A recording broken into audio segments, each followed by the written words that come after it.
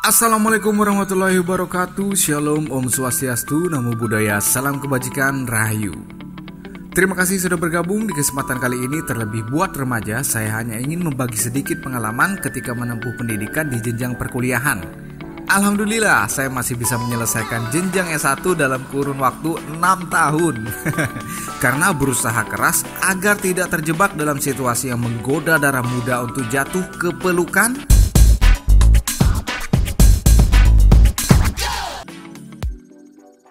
Pertama, seks bebas. Seperti yang kita ketahui, akibat pemerataan pendidikan yang buruk di negeri ini dan hanya berpusat pada kota-kota besar, maka terjadi efek urbanisasi dalam menempuh pendidikan. Berdampak pada fenomena kos-kosan tanpa pengawasan yang baik dari para orang tua. Bagi para mahasiswa rantau yang tak dibekali pendidikan etika dan moral yang baik, akan sangat mudah jatuh pada masalah satu ini. Di situasi jenjang SMA yang masih dalam pengawasan orang tua pun, terkadang para remaja masih saja selalu mencari kesempatan dalam memenuhi hasrat masa puber mereka. Apalagi tanpa pengawasan. Bisa dibayangkan, di kamar kos, mereka bisa melakukan semua sebebas-bebasnya. Tapi hal ini bukanlah masalah bagi muda-mudi yang sudah terdoktrin oleh orang tuanya dengan baik. Misalnya, menjauhi hal-hal yang memicu rangsangan, seperti berduaan dengan pacar di kamar kos. Saya rasa dari 20 remaja lelaki normal, hanya satu yang bisa terhindar dari hasrat untuk bersentuhan. Karena awal dari semua petaka adalah dengan bersentuhan. Lalu rangsangan pun muncul. Dan hasrat untuk bercumbu pun tak ada yang bisa menghentikannya. Paling cuman teman iseng yang pengen ngintip. Parahnya, itu kamar tidak dikunci. Sesekali saya bisa menyaksikan bokep live. Karena dekatnya hubungan pertemanan, membuka pintu kamar kos teman tanpa mengetuknya itu sudah biasa. Karena nafsu yang tidak terbendung, tuh pintu lupa dikunci. Sekali buka pintu, tampaklah dua manusia tak berbaju dalam selimut yang sedang bergoyang. Pernah juga pas buka pintu kamar, si teman tuh dalam kondisi berbusana lengkap, hanya menurunkan celananya sepaha, sedang menggenjot pacarnya. Astaga. Begitulah. Sekali terjadi saya yakin gak bakalan berhenti. Hubungan seks sifatnya adiktif, seperti halnya candu. Sekali merasakan akan selalu ingin merasakannya lagi. Dan semakin hari dosisnya akan bertambah. Walaupun beberapa teman saya bisa selamat dari maksiat ini karena selalu menggunakan pengaman dan bermain bersih, tetap saja kuliahnya tidak bisa berjalan dengan lancar. Karena sudah kadung otaknya dipengaruhi seks dan seks. Jam kuliah dipenuhi oleh pikiran yang melayang oleh kejadian semalam. Dan jam belajar malam yang seharusnya digunakan untuk menyelesaikan tugas dipakai untuk bertualang dan eksekusi sang pacar. Tapi saya salut mereka bisa selamat, tidak membuat bunting anak orang. Mungkin karena limbah kondom banyak ditemukan di area kos-kosan. Entahlah. Oke, lanjut ke permasalahan kedua. Yang kedua adalah narkoba. Untuk yang satu ini saya hanya bisa menyoroti pengguna ganja dan sabu. Karena di luar barang tersebut saya tak pernah menyaksikannya. 80% dari teman dan orang yang saya kenal mengalami gagal menyelesaikan kuliahnya karena menjadi pecandu. Tidak seperti seks, berhenti kuliah karena membunting anak orang. Pecandu gagal kuliah karena biaya kuliah habis untuk membeli kebutuhan primer mereka, yakni ganja dan sabu. Dikala itu saya baru menyadari mengapa pengedar narkoba layak dijatuhi hukuman berat. Karena jika Anda melihat secara langsung korban kecanduan ini asli tidak memiliki masa depan. Walaupun hanya gelek sekalipun. Dari 50 pecandu, saya rasa hanya satu orang yang mungkin bisa selamat dari zat adiktif ini. Dan itu juga kemungkinan karena hanya mengkonsumsi satu jenis saja, yakni ganja. Tidak bisa lebih dari itu karena tidak punya biaya lebih untuk menggunakan sabu. Dengan mata bengkak dan saraf yang sudah banyak putus, ia bisa menyelesaikan kuliahnya walaupun dengan tertatih-tatih. Untuk pengguna sabu, jelas yang saya perhatikan, tidak ada yang bisa menyelesaikan kuliahnya. Malah kebanyakan jadi kriminal karena mencuri untuk membeli sabu. Masih untung masuk penjara dengan kondisi sehat. Beberapa kali saya melihat mahasiswa di masa sampai tak terbentuk karena mencuri dari sesama mahasiswa yang sama-sama hidupnya susah. Yang kalau masih punya perasaan sedikit, cobalah maling di tempat lain. Jangan maling orang yang juga sedang kesusahan. Ya, intinya narkoba lebih besar kemungkinannya untuk membuat masa depan hancur ketimbang seks. Nah, yang ketiga, judi.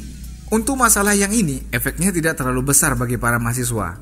Karena kecanduannya tidak memberikan adrenalin untuk berbuat nekat. Jika kehabisan uang untuk berjudi, ya sudah. Mereka jarang mau maling. Palingan tipe seperti ini kerjaannya menipu doang. Kalau di zaman saya, judi di kalangan mahasiswa diawali hanya dari taruhan kecil-kecilan. Dimulai dari main game dan taruhan bola. Lama-kelamaan porsinya menjadi lebih besar, hingga akhirnya sulit menyelesaikan kuliah dikarenakan faktor biaya yang terbatas. Hanya sanggup membayar SKS setengahnya, karena setengahnya sudah habis dipakai berjudi. Entah apa yang di benak mereka ini. Padahal tidak ada satupun di antara mereka yang pernah sukses kaya karena judi, tapi masih tetap saja melakukannya. Ya, kemungkinan karena itu tadi, candu yang bukan dikonsumsi, tapi candu untuk memperoleh uang dengan jalan pintas. Pernah juga sih ada teman yang menang judi, tapi karena duit panas tadi, tak ada satupun hal bermanfaat yang bisa dibelikan. Sebagian dipakai untuk nongkrong dan foya-foya, sebagian lagi habis untuk dipakai berjudi lagi. Kan payah. Nah, untuk ketiga hal perusak masa kuliah tadi, saya hanya punya satu solusi.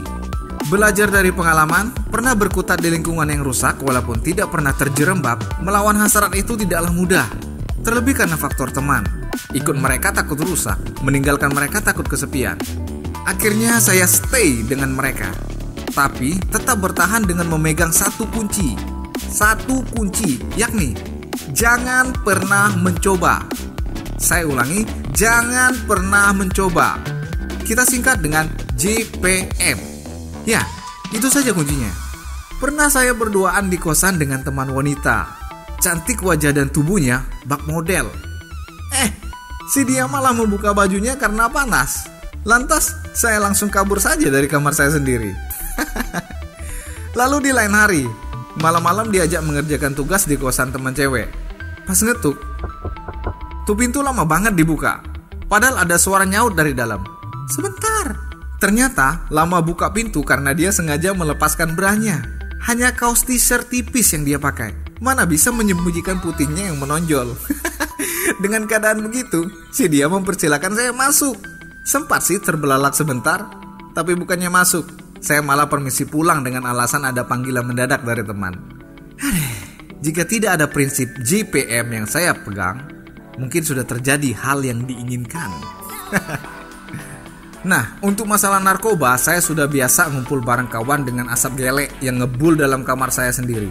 Semua teman menikmati ganja, tapi mereka tidak menawari saya, karena mereka tahu saya bukan pemakai. Dan terakhir, untuk judi, saya pernah disebut pengecut karena tidak mau main game bertaruh pakai uang, walaupun saya jagonya main PS. Dari tiga hal tersebut, saya akui yang paling sulit menghindarinya adalah seks.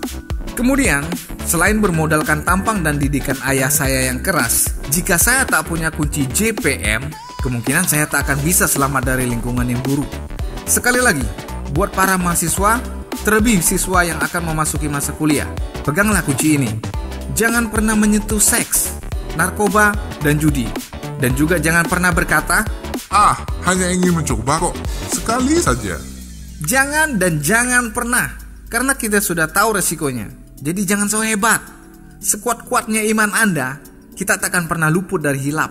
Malah orang-orang yang sok, arogan, dan sesumbarlah yang biasanya terjerembab duluan.